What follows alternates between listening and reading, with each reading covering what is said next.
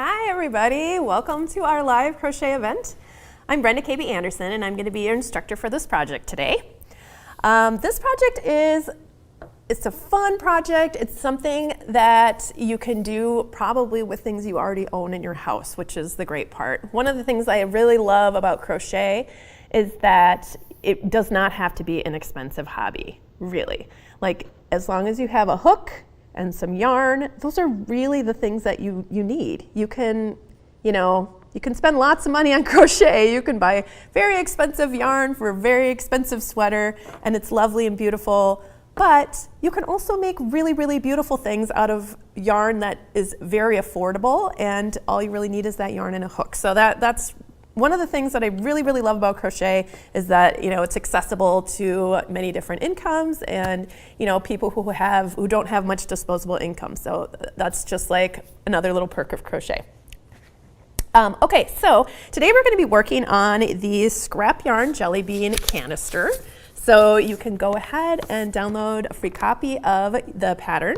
And in this pattern, there are instructions on how to make these, but also some photos, some process photos to help you along in case you watch this first and then you don't have it with you when you're going to be working on this project. You can have your downloaded copy and you can refer to the pictures to help you remember what we talked about. But of course, you can always watch this anytime. You can go back and watch this. This will be available for everybody to watch for free later. So don't worry about that.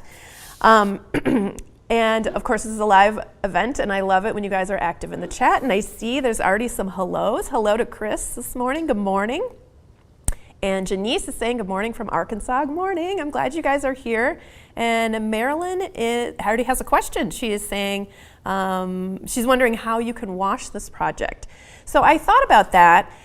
This is more of like a spot clean only, or you could wash it and then put a fan on it as long as it can dry, fairly quickly. You don't want it to be wet for like all day. There is a lot of yarn here, like the thickness of this, might be an issue, especially if you're using a yarn that really soaks up water. Like this acrylic would dry pretty quickly, but if you're using a cotton or wool or something like that, you're gonna wanna make sure that you put a fan on it if you do wash, like hand wash this, so it can dry as fast as as possible. But I would recommend spot cleaning it. But if this is something that you're gonna wanna machine wash a lot, or you're going to want to wash it a lot, or you live somewhere where there's a very humid climate and you're not going to be able to wash it very easily on the can, because this is on a can, we'll get to that in a second, then I would recommend making two pieces. Well, we're going to be making, this is actually constructed in two pieces, and I'll get a little bit further into this to answer your question once we start constructing this. But I would recommend keeping it in two pieces. You will have the outside covering, and then maybe you can do a couple of rounds of single crochet that fold to the inside of your can, and then you'll do the inside lining, and then you will just kind of fold that edge from the outer covering around to the inside. And if it doesn't want to stay, you could add a couple of buttons or something like that, and that way you can completely take off the covering and wash it if you want to, if that's something that if you wanted to make this but you're like, oh, if I can't wash it, it's not going to be useful for whatever the purpose that you want it for is, then you can go ahead and do it that way. All right, so this project was designed with the idea of using scrap yarns in mind, and just pieces of, just a can basically from your recycling as the inside structure. So you can choose any can you want. It doesn't matter if it's metal, it could be plastic, as long as it's cylindrical and open at the top, it'll work for this project. You want to make sure it isn't something that is going to change dimensions, like if the bottom is narrow and the top is wide, you definitely have to alter this pattern in order for it to fit. So look for something that has straight sides and an open top like this. But having said that, I do want to mention that another use for this project is you can use it on a jar. So this is just a regular mason jar. I have these kind of extra fancy plastic lids that I bought because they have a rubber gasket in it, and I use this to carry with me places and put liquids in it so it doesn't spill into my bag. And I don't really, if I'm carrying more than one jar in there, I don't like them clinking together. It stresses me out. So you can use one of these and just kind of put a little cozy on it. I just wanted to show you, this is the same size as what I'm working on for this can, but I wanted to try it on here to see if it fit. And you can use it as just a cute little jar cozy like that. It just makes it look kind of fun, and then you don't have to worry about, you know, if you throw it in your bag, the glass hitting something else. So that is another purpose for this project. It's kind of exciting. But as far as the cans go, you can choose any can you like. You can choose whatever size you want. The way that I wrote up the instructions here, it's kind of like more like a recipe. At the beginning, I tell you, you know, how many stitches you need and what stitches to put where. But then as we work through the process of creating the cover, we're going to fit it to whatever can that you choose. And I mean, honestly, you could even, if you found a very large can, like a paint can, or you know, just or even just like a plastic. I have a plastic wastebasket that I have at my house that's perfectly cylindrical, and I thought that would be so cute if I used like a larger gauge yarn on that, and I could make, you know, a covering for that. It would be really cute, and it could be a basket is what I was imagining it as, because for this project, the outside and the inside are both covered, so it looks nice and finished. You know, you're not going to see the can when you're done with this project, so it kind of makes it it classes it up a little bit, right, guys? And you know, this is not a new concept at all, decorating a can to use it for storage. I remember doing this when I was in elementary school. I remember taking a can and then just gluing yarn around it, just putting glue on the can and then just, you know, decorating with yarn. And I had that for years, and I used it to keep my pencils in. And I mean, it was cute. It's just, and actually this project came from the memory of making that little can pencil holder. So. All right, we got some more hellos here. Let me just check in. Oh, and Melanie J is saying, these are so cool, awesome. Thank you, Melanie. I'm glad you're here. Shatika's here this morning. She says, good morning. And Marilyn is saying, great idea for making it in 2 parts. She's the person who asked whether you could wash this. And Donna says she loves the idea of reusing cans and jars. Awesome, thank you guys. I'm very excited to be teaching you guys this. This is just one of those really quick and easy projects, and it's fun because you don't have to stress out too much about getting the right gauge. You can definitely use stuff that you already have in your house, so you don't have to go out and spend more money on your craft. You can do it for free. All right, so let's start out talking a little bit about these different cans. So I wanted to show that, you know, there are different ways to approach this as far as color. If you have a bunch of scraps and a bunch of colors that you like put together, this is a great way to go. You can just do one stripe in each color, and you can repeat your colors if you want to, or you can just kind of randomly stripe it as you go. Or if if you're thinking, oh, I want to use this as, you know, a planter, I want to use this in my living room for something specific, and this, you know, all the crazy yarn colors that I have scraps of, they don't really go with my living room stuff, but I do have, you know, some neutral colored yarns. Can I use those? Of course. So I'm going to be showing you 2 different ways of stitching this up. One is if you're just using one color per row, and then the other way is just working in turned rounds, which if you don't know what that means, that's okay, because I'll be showing you that. But meaning you can just keep using the same yarn throughout if you have enough of that particular yarn. So I wanted to show, you know, this can be a very fun and colorful kind of wild project, or it can be very subdued and really cozy. This is a can covering that I have in process. I don't have the can inside of it yet, but I've made the lining and the outside covering, and I'll be showing you how that looks a little bit later when I put it on the can. But I wanted to show you this just for ideas, you know, in case you're thinking, you know, this is too wild for my living room decor. You know, this might be something, you know, like if you want to do a 2-tone or just one color, you know, there's lots of options here. All right. Okay, let's see. Oh, we have a couple more comments. the outside cover would be great to cover one of those plain plastic plant pots. Yeah, that is totally true. You can dress it up a little bit. And Corrine is saying hello. Hello, Corrine. All right, so to begin, we are going to start by making a flat circle. We're going to work on the bottom of the outside covering first. And in your pattern, let me just open this up here. Well, first of all, I'm going to be using a worsted weight yarn. This is just acrylic, inexpensive acrylic worsted weight yarn that I had as scraps. And I'm going to be using a G hook, which is a 4mm hook. But you can use any size yarn you want. You can use, this can was made with a sport yarn, so it's a thinner yarn. You can see the little individual little, I think of these as being jelly beans. That's why I called it the Jellybean canister. But all of those little beans in there are a little bit smaller than this one. This was a worsted weight yarn. So the yarn that you choose is going to affect the proportion of your stitch pattern. So keep that in mind. But you can definitely use thinner yarns. You can even use thicker yarns. I would say maybe don't use a super bulky on a super small can unless you really want.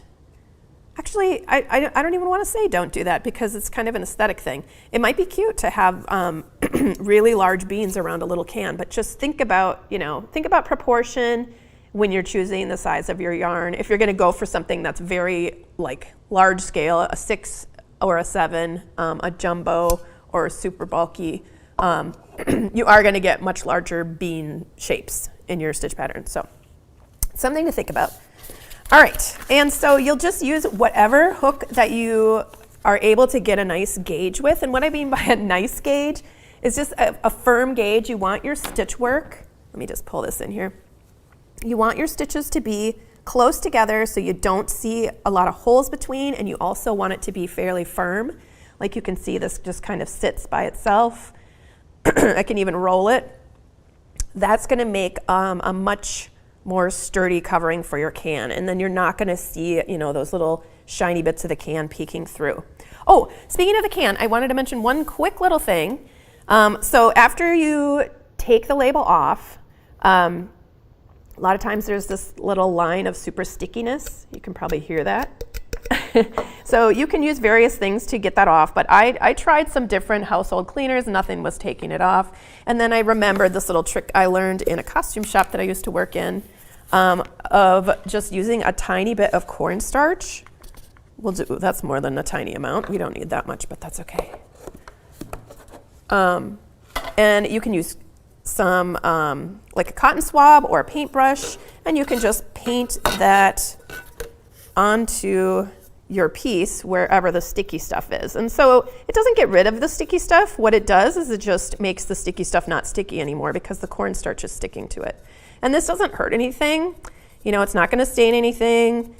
You just put a little bit on there, and then you can wipe off any of the excess, and then it is just, not sticky, and it took about, 30 seconds to do that. And so that's a lot faster than scrubbing at it.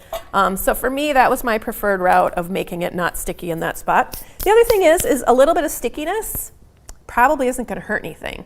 So you could just, dress the can covering over it and not worry about the stickiness. So if it doesn't bother you that there's that stickiness underneath it, then don't even worry about it.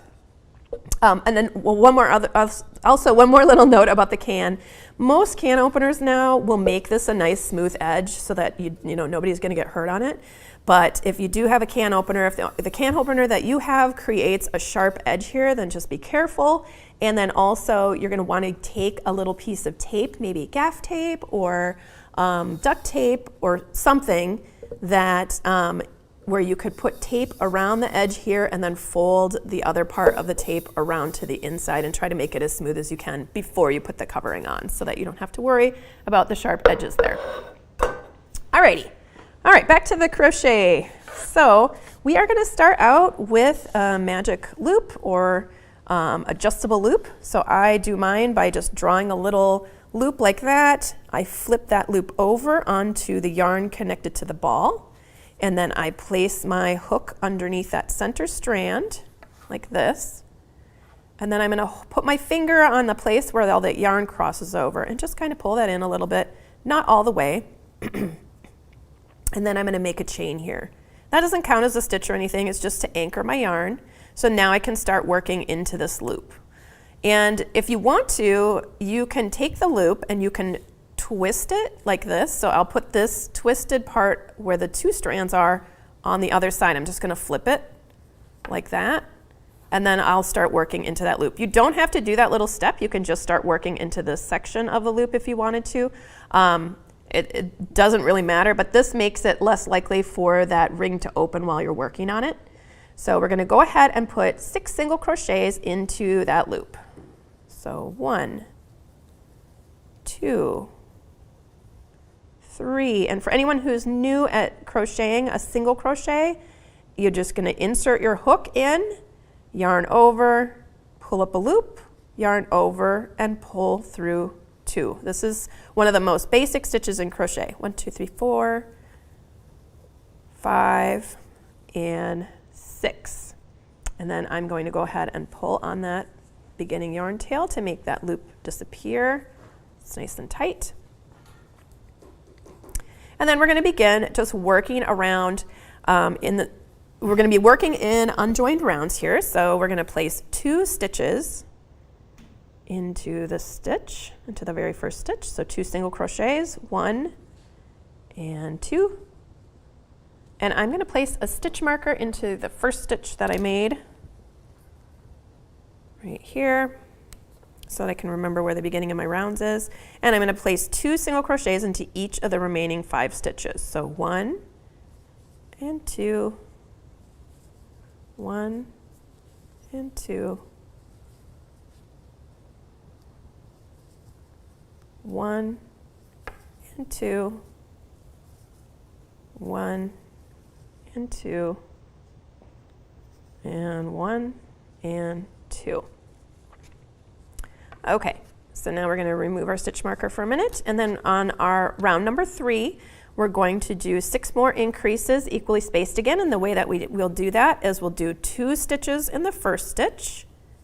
So 1 and 2, and I'm going to place my stitch marker back in the first stitch that I made of this round, right there. And now we're going to do 1 stitch in the following stitch. And then we're going to repeat that 5 more times. So 2 stitches in this stitch, and then 1 stitch in the following stitch. 2 stitches in this stitch, and 1 stitch in the following stitch. And we're going to just keep doing that all the way until we get to the end of our round. 2, and then 1, 2, 1, 2, and then 1.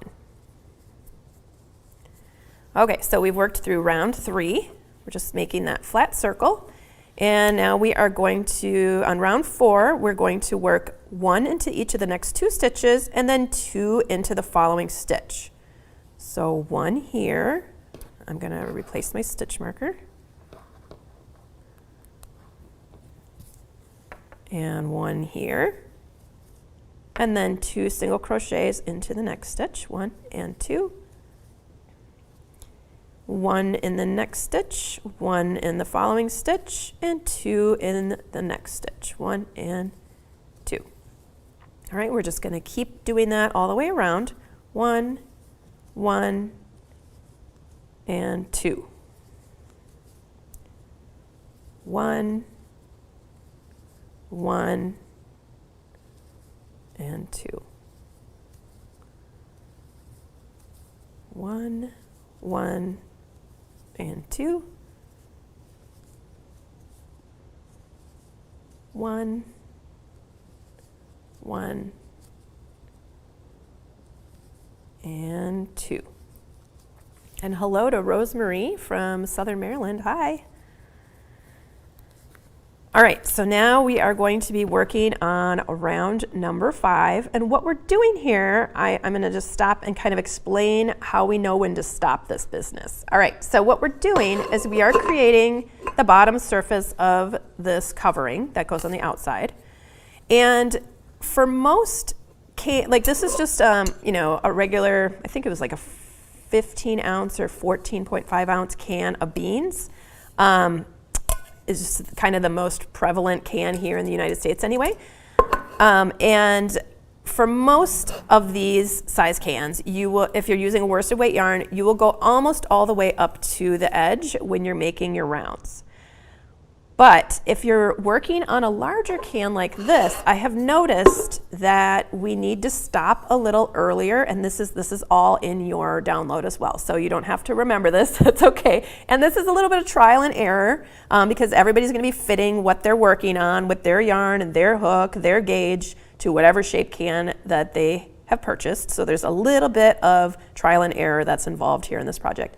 But you're still gonna be creating that circle even on those larger cans, but you may find that you're gonna stop earlier than you would for a smaller can. And I think that's because when we move on to the bean stitch pattern, bean stitches are wider than single crochets. So even if you have the same amount of stitches, your fabric's still gonna grow, it's gonna get wider, a larger circumference. And I think the more stitches you have around, you know, for this can, it's not very big. I'm probably only gonna do one more round, maybe two, before I start doing the sides. But this one, I'm going to do, you know, make it a little bit larger because the can is larger. So the more stitches you have in that last round, the larger the difference between, you know, your single crochet circumference and your bean stitch circumference is going to be. Now, if you're like, oh, Brenda, you lost me there. This is just, I don't understand what you're talking about. It's okay. I'll be talking you through this and showing you some examples and what to look for and how to know how to adjust. I was just kind of trying to give you a little bit of explanation on why it is that we can't just make the circle exactly to the bottom of the can for, you know, every time, for every can. It's because when we transition into the bean stitch pattern, the bean stitch pattern is going to make our fabric grow larger, and so the larger circle you start out with, the extra larger circumference you're going to get when you switch to the bean stitch. So you'll see what I mean as we work along a little bit further. Okay, so we're going to do another round here. This is round 1, 2, 3, 4. This will be round number 5. So, and I'm also just going to point this out real quick in case you guys haven't downloaded this already. But this section here for the outer covering, the bottom circle is listed here. So rounds 1, 2, 3, 4, 5, and 6 are written. And on round number 6, if you get that far, I instruct you to place a stitch marker in the first stitch of each repeat. And we'll be talking about that on round number 5. Even though I tell you to do this in round number 6, just so that you understand what that means to have a stitch marker in the beginning of each repeat. Because after you work round number 6, if you're making a very large can and you're just going to keep continuing, you want to increase 6 stitches in each round every time you go around. And those stitch markers are going to help prompt you to do an increase between the stitch markers. So that way you don't have to do any more counting. Once you reach, you know, round number 6, place your stitch markers, and then you just keep going around and making those increases as you need to. But I don't think we're even going to get that far with this can. I think we're going to only get to round 5, which is here. Okay, so round number 5, we're doing 1 single crochet into the next stitch, 2 single crochets into the next stitch, 1 single crochet into the next 2 stitches, and because it's in brackets, that means we're going to repeat that section, and we're going to repeat it 6 times. And then we have a total of 30 stitches at the end of our round. That's what all these numbers are telling us. So we'll do 1 single crochet into the next stitch, just like it says. Placing my stitch marker back in that first stitch. Then 2 single crochets into the following stitch. And then 1 single crochet into each of the next 2 stitches. 1 and 2. 1 single crochet into the next stitch, 2 single crochets into the following stitch, and then 1 single crochet into each of the next 2 stitches. 1 in the next, 2 in the next, and then 1 into each of the next 2. 1 in the next, 1 in the next, 2 in the following, and then 1 into each of the next 2 stitches. I'm going to repeat that 2 more times. 1 into the next stitch, 2 into the next stitch, and then 1 into each of the next 2 stitches. If you have a different method that you like to use to make a flat circle, you can certainly do your own. I know some people like to do an increase in the first stitch of each repeat on each round, and that is perfectly fine for this project. I usually avoid doing that, doing it that way, because that ends up making kind of, the larger it gets, the more you're gonna get these kind of faceted points where all the increases are lining up on top of each other. So I like to spread around where my increases are, and that keeps it nice and round. But for this project, I don't think it really matters. You're going to be stretching it around a circular can. It's not going to make a difference. So if you just, if you're like, why are we moving those around? Like, can't we just put the increase in the first stitch of each repeat? You totally can do that.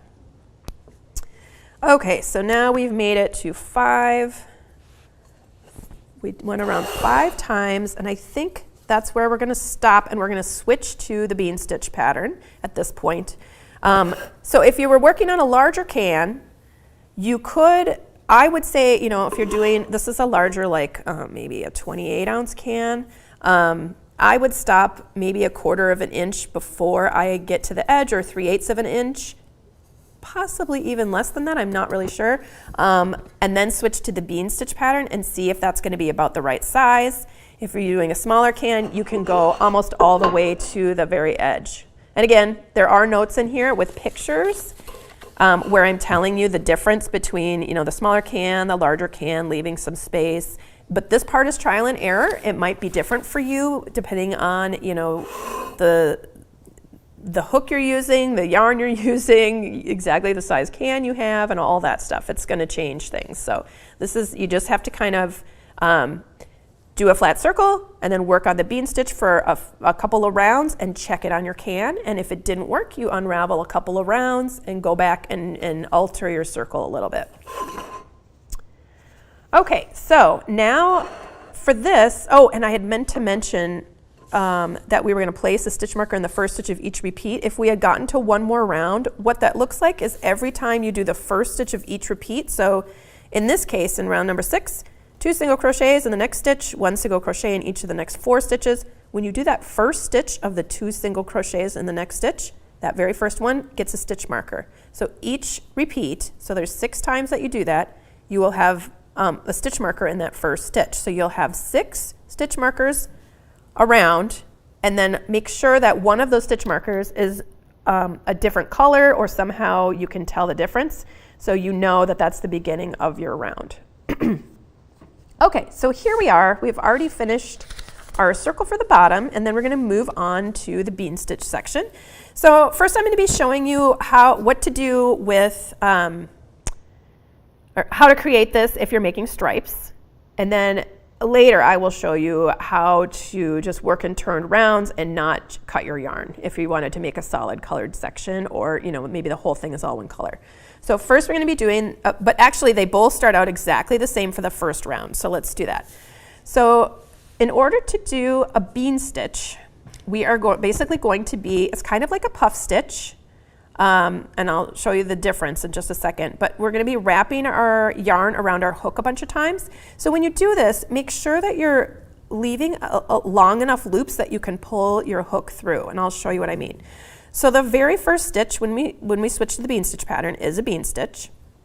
So we start that by just inserting our hook into the next stitch, and we're going to yarn over and bring up a loop. Then we're going to yarn over, insert, yarn over, pull up, and see how I'm kind of pulling up a little bit higher here, so that way I can easily get my hook to come through. And then we're going to repeat that again. Yarn over, insert, yarn over, pull up. And then we yarn over and pull through all of those loops on our hook, like that. So that made a bean stitch. And when we make that bean stitch, here is the top of the stitch over here. And I'm pointing this out, and I will point this out again because it gets a little confusing when you're working back and forth in turned rows, whether this is the top of your bean stitch or whether the next stitch, which is a chain stitch right here, this might look like the top of your bean stitch because it's sitting right on top of where all those loops are, but it's actually not. It's this. This is the top of your bean stitch sitting over here on the side. Okay, so let me back up here because I didn't talk about that chain 1. So we did our first bean stitch, then we just chain 1. Then we're going to skip the next stitch, and then we're going to do a bean stitch in the following stitch. So to bean stitch, we insert, yarn over, pull up a loop, yarn over, insert, yarn over, pull up, yarn over, insert, yarn over, pull up, and then we yarn over and pull through everything. There's our second bean stitch. Then we do a chain one, and we're going to skip that stitch and do a bean stitch in the next stitch. So we insert, yarn over, pull up a loop, yarn over, insert, yarn over, pull up, yarn over, insert, yarn over, pull up, yarn over, pull through everything. And then we make that chain one. And see, don't be fooled by that chain one. Even though it sits right on top of your bean, it is not your bean stitch. That's a chain one sitting right there, looking like a bean stitch, but it's really a chain one. This is your bean stitch over here. This will be more important on the next row. Okay, so we're just going to continue skipping stitches here. Every other stitch we skip, every other stitch we put a bean stitch in, and we do that chain one in between our bean stitches. So we begin our bean stitch by inserting, yarn over, pull up a loop, yarn over, insert, yarn over, pull up, yarn over, insert, yarn over, pull up, yarn over, pull through everything. Chain one, skip a stitch. And so at first, when I first started learning the bean stitch, I kept wanting to start my bean stitch by making a yarn over, because that's how you make a puff stitch usually. And for some reason, my hands just wanted to do that. But when you do that, you end up you lose this little kind of diagonal strand that's between your bean stitches. And then it turns into a larger gap between your beans on the next row. So that's why you need to just remember to just begin your bean stitch by just inserting. And then you pull up that loop. That's how you start it. So yarn over, insert, yarn over, pull up, yarn over, insert, yarn over, pull up, yarn over, pull through everything, chain one.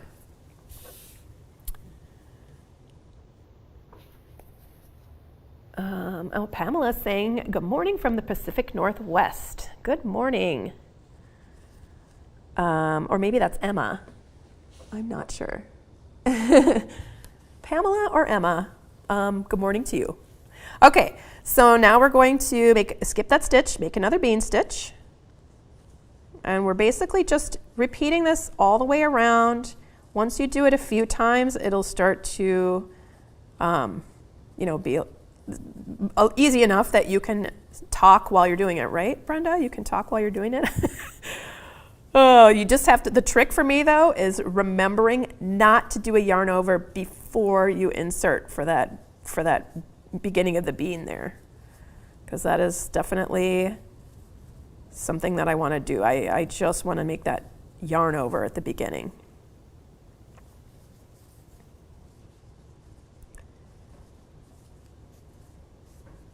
Chain one. But actually, I have learned a sneaky little way of fixing it if you don't do that first yarn over on the next round. Actually, I'm going to show you that. Maybe not on this one, I'll do it on the next one. Let's see. Okay, so let's say we forget to do that yarn over. We forget to not do the yarn over. We're going to start with a yarn over by accident. Okay, so this is incorrect. We don't want to do our bean stitch this way, but I'm going to show you how to fix this on the next row in case this happens to you, because when you're doing a little piece like this, it's not a big deal to just unravel, the round and go back and fix it.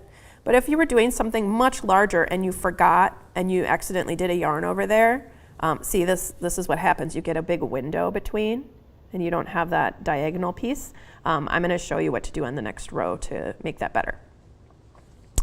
Okay, we're almost all the way around.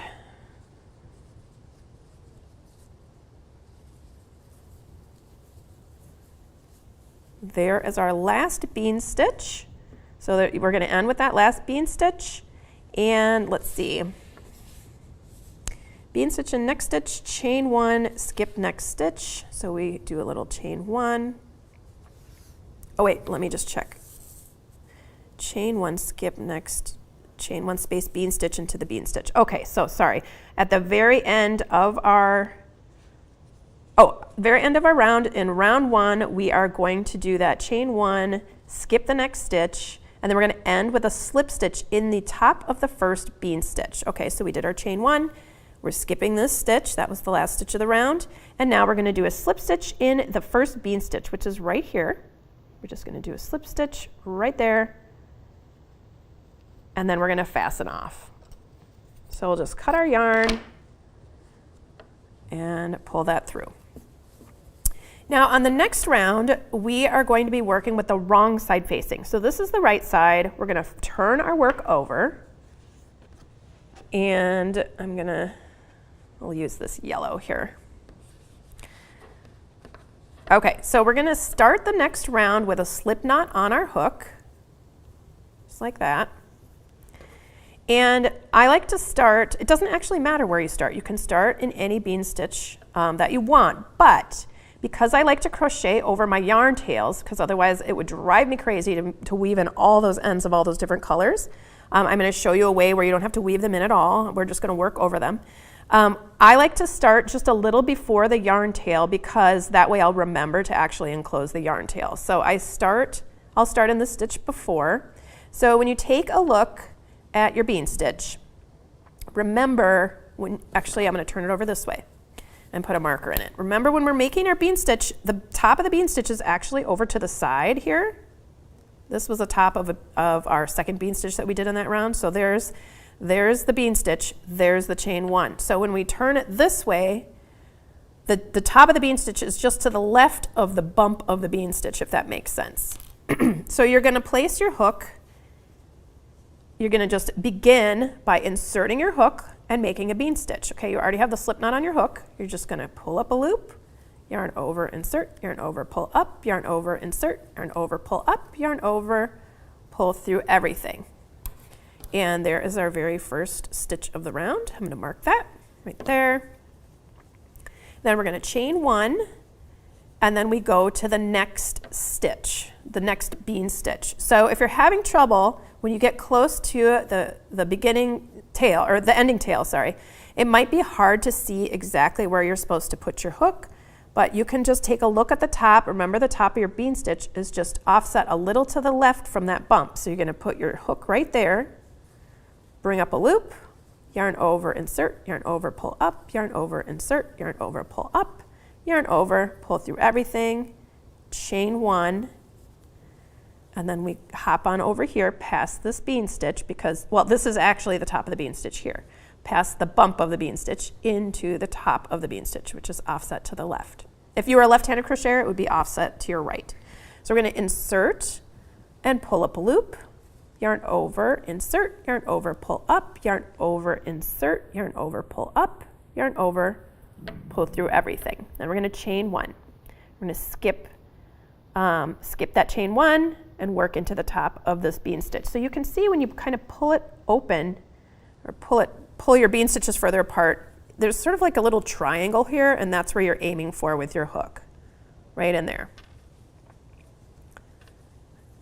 And there's our next bean stitch. So about being left-handed, oh, okay, so now, sorry, we'll get back to the left-handed thing in a second. Here is that puff stitch that I made. It's not quite a bean stitch, because remember, I did that yarn over first, so there's no triangle spot to put my hook. So when I do this by accident, what I do to fix it is I just place my hook underneath one strand of that bean. So all those stitches that go, you know, up and down here vertically, I just place my hook through one of those stitches and then into that space between stitches right there. And that way it kind of fills in that gap a little bit, and it looks just like a bean stitch after I'm done with it. I'll show you. See, it looks the same because we've moved that one little loop from the bean over here. And really, you can't even really distinguish it. But, you know, of course it's best to remember not to do that yarn over, but if you do it anyway, like I sometimes do, you can fix it in that way. All right, so we're going to chain 1 and move on over here. And back to being left-handed. If you are a left-handed crocheter, some of these things might be difficult to figure out how to do. I would always recommend watching the video flip-flopped horizontally, like you are looking at it in a mirror, or you can even just look into a mirror and then look at your screen if that's easier for you, but a lot of times you can flip your screen and watch this in flip-flopped horizontally, and then it will look like I'm left-handed and crocheting the way that you would.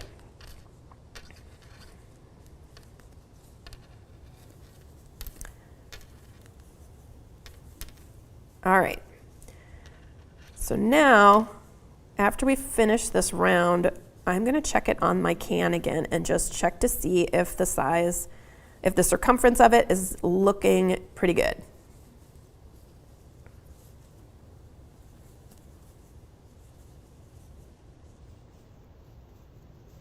Almost there.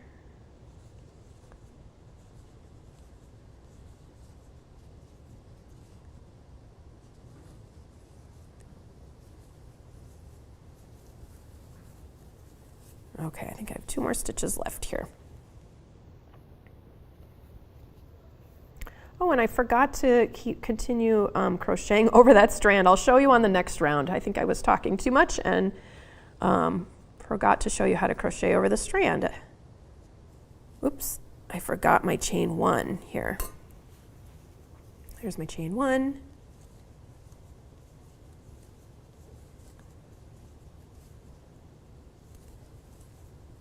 Okay, so on every round after round 1, you are just doing a bean stitch, a chain 1, skipping the chain 1 space, and then working, a bean stitch into each bean stitch with chain 1s in between, if that makes more sense. Okay, so then at the end, so we chain 1, skip next chain 1 space, bean stitch into next bean stitch around until all the bean stitches have been worked into. Then, instead of doing that chain 1 at the end, I found it looked a little better if I just went ahead and I slip stitched right into the back loop of that first bean stitch. Here's the bean stitch, and if I slip stitch into this stitch, it starts to pull this strand over, and it gets all stretched out and there's a big window there. So I just slip stitch into the back loop, and then I don't have that problem. So I'm going to go ahead and just grab that yarn and pull it through. So that slip stitch kind of acts as that chain 1 and fills in that space. If you feel like you want to put a chain 1 there, if that's working better for you, that's completely fine. Mine looked a little bit better when I skipped the chain 1 and it brought those bean stitches a little closer to each other. All right, so then we're going to cut our yarn and then just pull it right through and fasten off. And now we have 2 yarn tails that we're going to bury on the next round. I'm not going to try to bury this one anymore.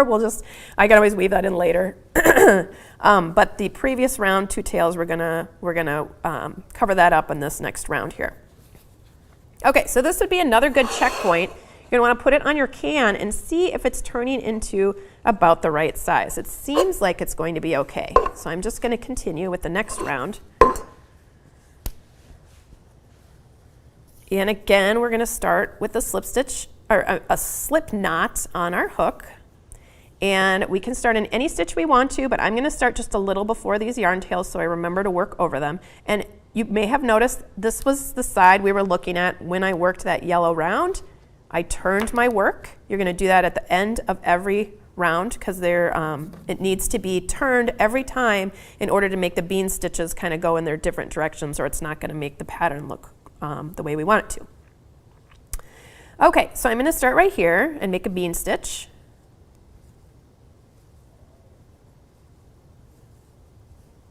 Right there. And then I'm going to remove that, and I'm going to make a bean stitch right here.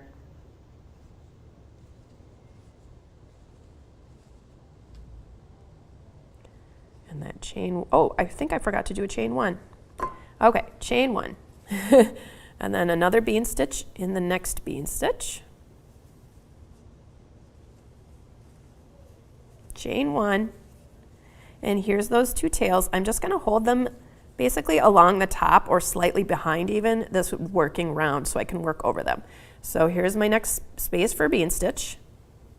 And see, when I do that, I'm encasing those 2 strands.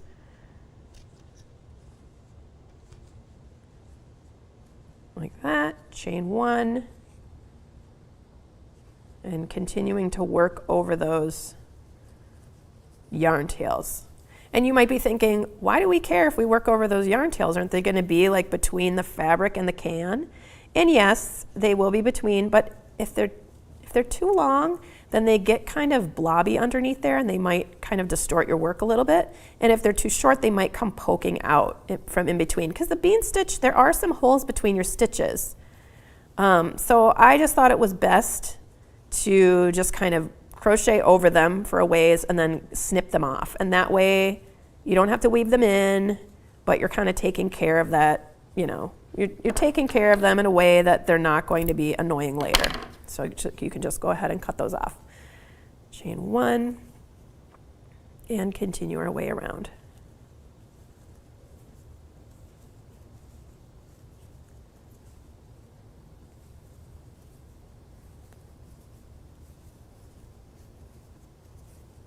All right, and then we'll try it on our can again. So at the beginning, when I'm trying, really the tricky part is figuring out how many bean stitches around you should have. You know, once you transition from that single crochet to the bean stitch section, you just wanna, you know, it does take a little trial and error. It might be too tight, and then you have to go back and work either another round, or you can even work a partial round of increases, meaning as long as you have an even amount of stitches, then you're fine for the bean stitch. So it doesn't matter if you only work like 2 more repeats of the next, you know, of adding increases, that's completely fine. You don't have to do an entire a whole nother round after that. Okay, whoops. So at the very end, did my last bean stitch. I'm not gonna do my chain 1 because I feel like it looks a little better without that chain 1. And then I'm gonna slip stitch into the back loop. Okay, so meaning this is where we normally insert our hook underneath both stitches or both loops on that V. And I'm just going underneath the back one. And I'm gonna grab that yarn, pull through the loop on my hook, cut my yarn, and then fasten that off. Just like that. And so, you know, again, now we have these 2 yarn tails to work over. And instead of working from this side, this is the right side, we would turn our work and work from the wrong side showing. Okay, so we could start somewhere over here, work some bean stitches, cover up, and then start, you know, encasing those yarn tails as we go around in this direction. So that is a great way to take care of those yarn ends as you're working. Let's just try this on.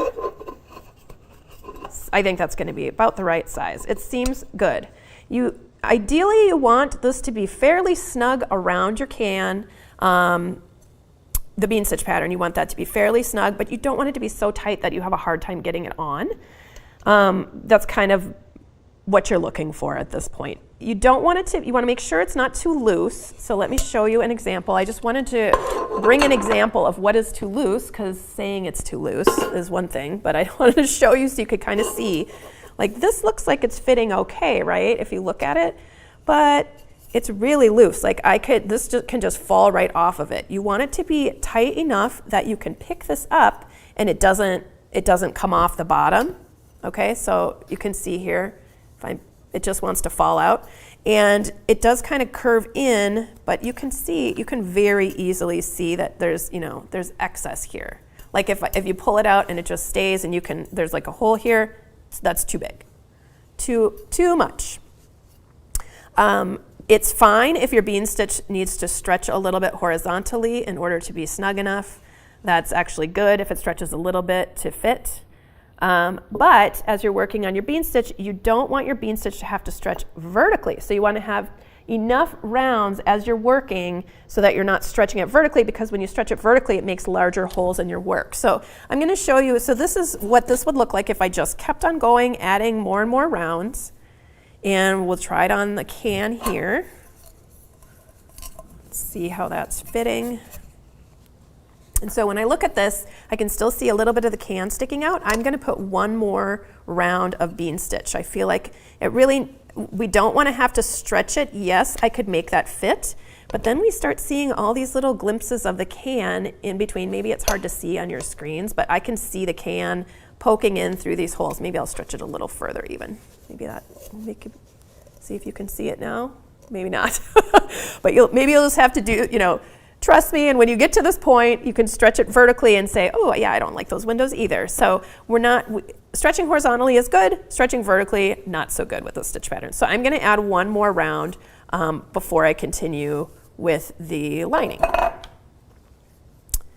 All right, and actually, I'm gonna show you at this point how to work and turn rounds of the bean stitch in case you decided you didn't want to do stripes or anything. You just want to do in larger blocks of color like this version here, or if you wanted to do a completely solid version like this, or maybe you have a variegated yarn you want to use and that's what you're going to be doing. So you still start out exactly the same way, and then we're going to do that first round of the bean stitches. So this is exactly how you would have done it for this other version when it's striped. So I'm going to go ahead and just make bean stitches all the way around.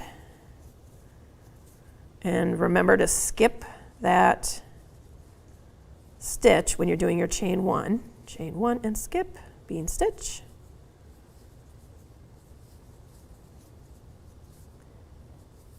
And remember to keep yourself from doing a yarn over before you do your bean stitch.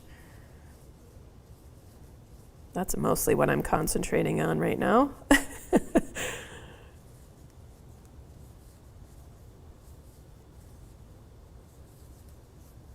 And one thing about bean stitches, I wonder if I just made that one a little extra puffy, but I was going to mention, if you wanted puffier bean stitches, you can do more repeats of that yarn over, insert, yarn over, pull up, yarn over, insert, yarn over, pull up section. So here, you still have to start this way, and then you can do yarn over, insert, yarn over, pull up, yarn over, insert, yarn over, pull up.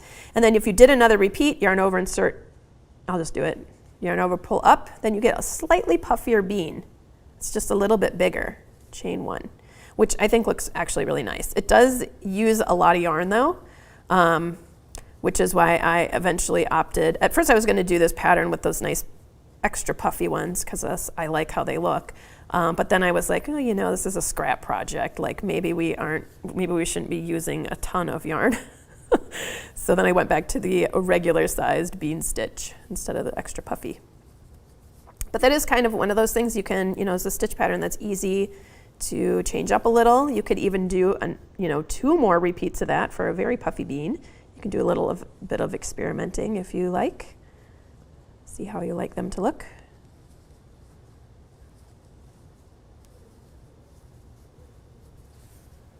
Okay, I've got one more bean stitch here.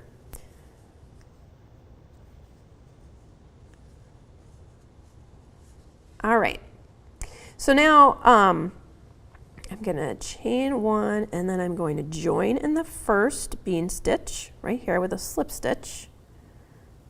Okay, and now I'm going to turn my work. I'm not gonna fasten off, I'm just gonna turn my work and get ready to go in the opposite direction. So the first bean stitch that I make is going to be made into the last bean stitch that I made of the last round. So let me turn this over again so you can see. So here is the bump of the bean, and remember when you're looking at it as you're making it, the top of your bean stitch, the actual bean stitch is going to be offset a little to the right if you're right-handed or offset a little to the left if you're left-handed. So that's right there. So that was the last bean stitch I made, then I made that chain one slip stitch join. So now I'm going to turn my work and you can see where I start. And there is a little picture with a note in your download about this because I know this is just a little confusing. So we don't need to start with a chain one or anything. We just go ahead and insert our hook right into that space and make a bean stitch. Yarn over and pull through everything, chain one, and we're going to work our way around.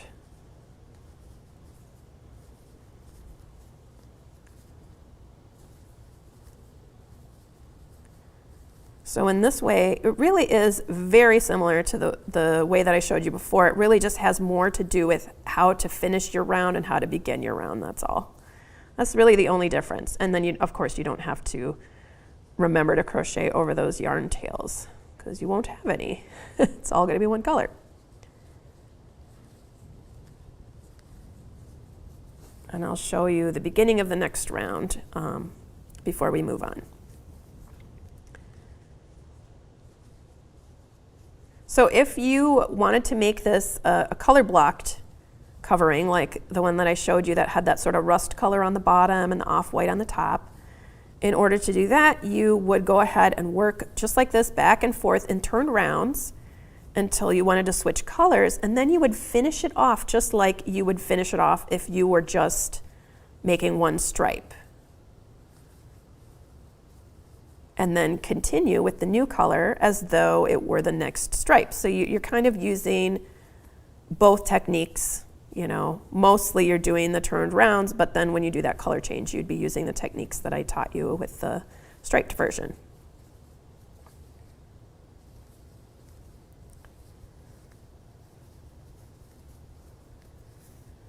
All right, we are almost finished this round. This is round 2 of the bean stitch part. And there's the last bump of the bean stitch, so that means our last bean stitch is here.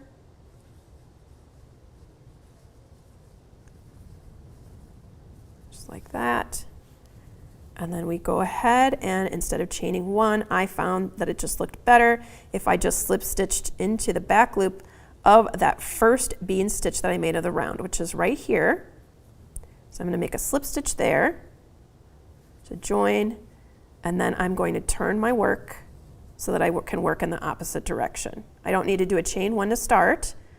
I just go ahead and make my first bean right here in that bean stitch, in the very last bean stitch that I just made at the end of round 2 of the bean stitch. Okay, so this is exactly the same as the last round. You just keep working around, and if you're ever working back and forth and you're like, oh, I don't, you know, you ended, let's say that you were right here and you didn't know which way you were supposed to go, or if you're working in your stripes and you're like, I don't know which way this is facing. If you look carefully at your bean stitch, you can see, eventually you'll be able to see that there's a different, you know, you have like a right leaning, left leaning, so you can kind of tell which way your bean is going to lean, so you can tell that way. Or if you want to just look at the top of your stitches, this I feel like is even more foolproof here. We have a bunch of V's on the top pointing like this.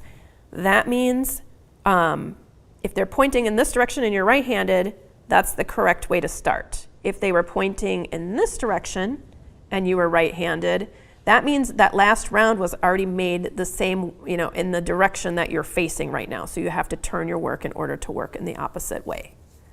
Okay, so you can kind of see what this is looking like. You know, it's the beginnings of this. And this is such a fun stitch pattern, you guys. I love the bean stitch pattern. They're so cute. Okay, let me just check in and see if there's anything else here. Oh, we had a question that was already answered. If you're doing one color, do you end off at, yeah. Okay, so Jan's got her question answered already. Awesome. Okay, so now let's talk about the lining. So the lining is very straightforward. You will make the little section for the bottom of the can first, and then you're going to work your way up to kind of create this cylinder shape. And when you do this, you're going to check the fit, and you want it to be like touching the sides of the can. You want it to be large enough that it's going to fit in here. I'm going to place it in here, and hopefully you guys can kind of see. I know it's a little dark in there, but you want to be able to see that it is touching all the sides. And now I can see there's a little crack between that circle. There's a little space between that circle and the can. So I'm going to do one more round. And that might seem very weird to you that the inside of the can would be one round larger than what was the outside of the can. This is the same size as where we stopped on the outside of the can. But the reason is on the inside of the can, you want your piece to be at least big enough, if not just a little tiny bit bigger, and you kind of just sort of ease it into the can, and that's what makes it really pop out and stay in place, and it doesn't slip and slide on the inside of your can.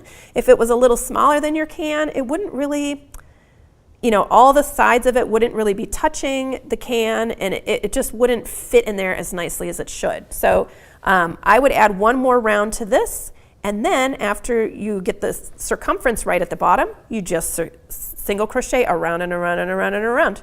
And it doesn't really matter if you keep your stitch marker in there or not. It doesn't really make a difference. You go around so many rounds, it doesn't really matter if you end exactly at the beginning of a round or not. You can just keep going around and around until it looks nice.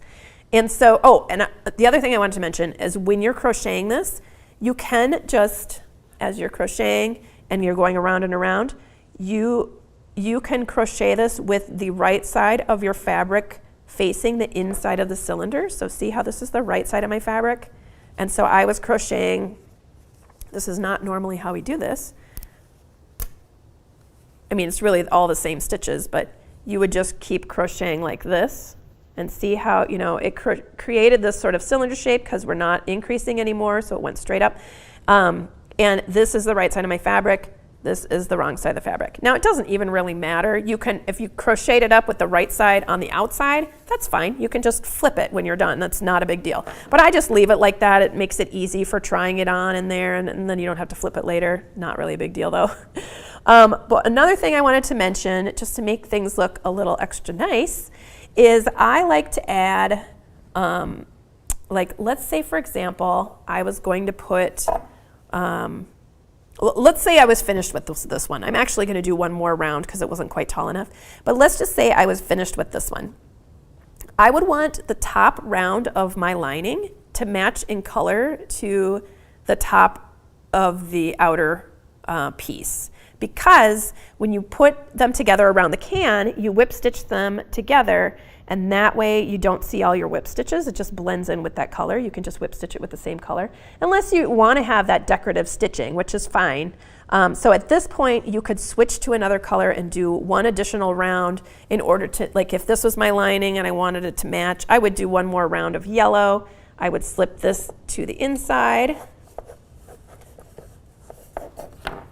Yeah, so I need to do, it's just a little too short, and I do need to do one more round anyway, because you can see it's not quite all the way up to the edge. So I would just do one more round of yellow, and then that way when I put these two together, if there was one more round of yellow here, I could, and this was actually tall enough, then I would whip stitch them together in yellow, and you'd never be able to tell. That's what I did for this piece. The inside was made in turquoise, and then I did that very top round in orange, and then this top round in the bean pattern was orange, so when I whip stitched them together, you can't even see it. So I'm just going to show you on this can over here, since these pieces are finished, how to sew that together. Okay, so this is what it should look like. The bean stitch should come all the way up to the top of the can. And let's see, hopefully this one's tall enough. Yeah, that looks pretty good too. So that came all the way up to the top of the can. Oops, I don't think I didn't weave in that one end, but that's okay. All right, so you want to make sure it's nice and snug. This piece should fit in here. If this was just a hair larger than the can, you just kind of have to push it around and make it kind of stick to the can. You'd be surprised at how well that will stay. It's not going to buckle in like you would think. It would have to be quite a bit larger in order to not be able to be pressed flat against the can. Okay, so I'm going to just fasten this piece off. Let's see. Yeah, I'll give it a nice long yarn tail. Like that.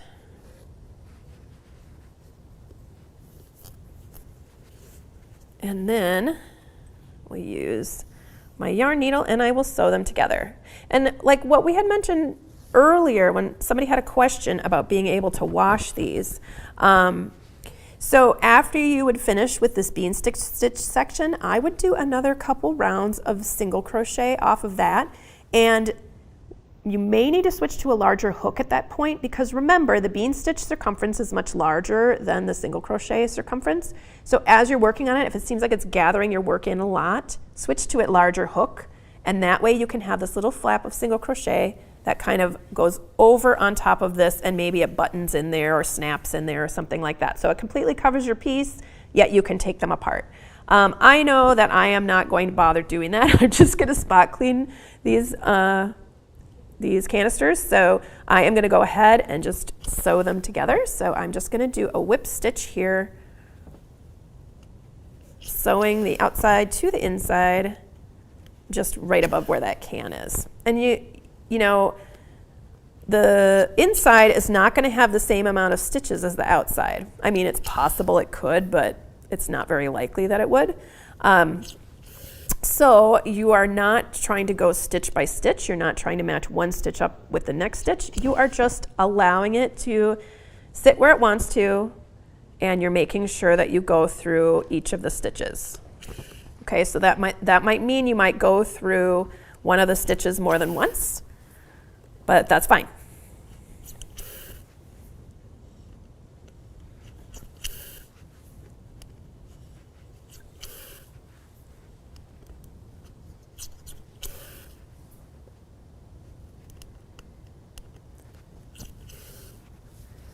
All right, so if anybody has any lingering questions, or if you guys have any thoughts about future live crochet events, definitely put those in the comments. I like to know what you guys are thinking about. I like to know what you're excited to learn. Yeah, just let me know. And I know that there's going to be another event in a couple more weeks where I am demonstrating how to make this really adorable amigurumi set. It's a hot chocolate and marshmallows. I believe that is already, the picture of what I'm going to be working on is already up on Craftsy in the live events section. So you guys can check that out. It's going to be really fun. So, you know, if you are newer to amigurumi, or if you just want to make something really cute, I'm going to be demonstrating how to make that at my next Craftsy live event. It's going to be really fun. That is actually kind of the thing that I feel like I specialize in. Well, I like to make all kinds of different things, so I always hate saying I specialize in making toys, but making toys is definitely one of my stronger suits in crochet. It's something that I really have always loved, making three-dimensional cute things. It's just really fun that you can take yarn and make it into something that people have an emotional reaction to. It's just, you know, I mean, obviously you can have an emotional reaction to a really fabulous sweater as well, but you don't normally feel like you need to hug it. I don't know, maybe you do. All right, we're almost all the way around here. And you may have noticed that I didn't block anything. Unless your stitching is really uneven, or you feel like you need to stretch it out somewhat, or, you know, when you put it on the can, it doesn't solve any of the issues that you're having with how your stitches turned out. I don't think you need to block this project. But you are the boss of your own crochet. So if you put it on there and you think, oh, I could really block this, then I would, if it's acrylic, go ahead and steam block it. You could even try blocking it on the can, probably. It might make the can kind of hot, so be careful, but I think that would work, actually. All right, so then you just kind of weave in your ends. I'm going to weave it in a couple of directions.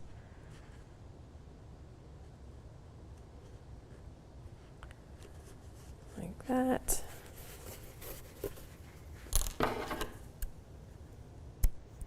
And there we go.